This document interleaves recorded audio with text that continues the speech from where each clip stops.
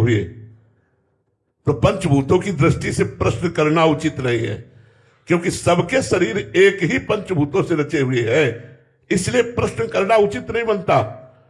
और आत्मा सबकी एक है, इसलिए प्रश्न करना उचित नहीं बनता।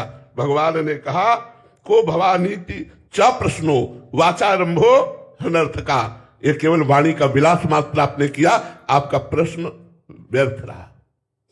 कैसे प्रश्न कर सकते हो परमार्थ में? क्योंकि पंचभूतों से बाह्य रचना जितनी है वो सब एक है और आत्मस्वरूप एक है, तो आपका प्रश्न कैसे बनता है कि आप कौन है?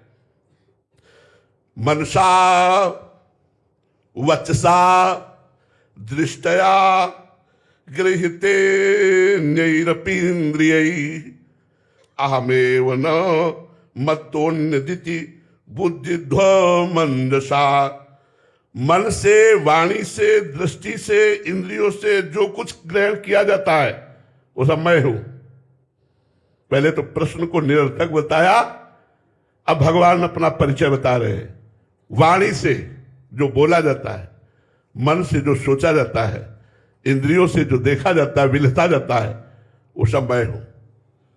भगवान के सिवा कुछ नहीं है, कुछ नहीं, केवल भगवान है। मुझसे भिन्न और कुछ नहीं है।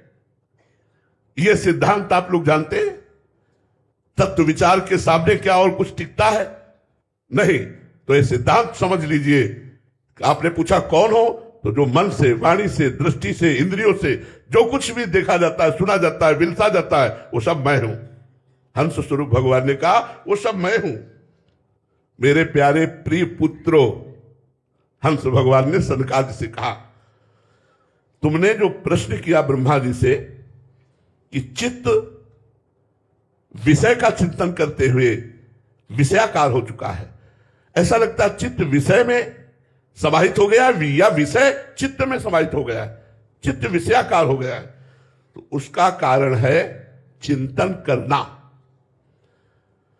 यद्यपि चित्त शुद्ध स्वरूप वासुदेव है, वो कभी विकारी नहीं हो सकता।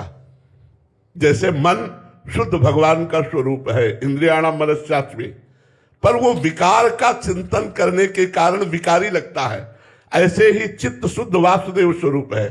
चित्त का अधिष्ठात्र जो देवता है वो वासुदेव है। तो भगवान कह रहे हैं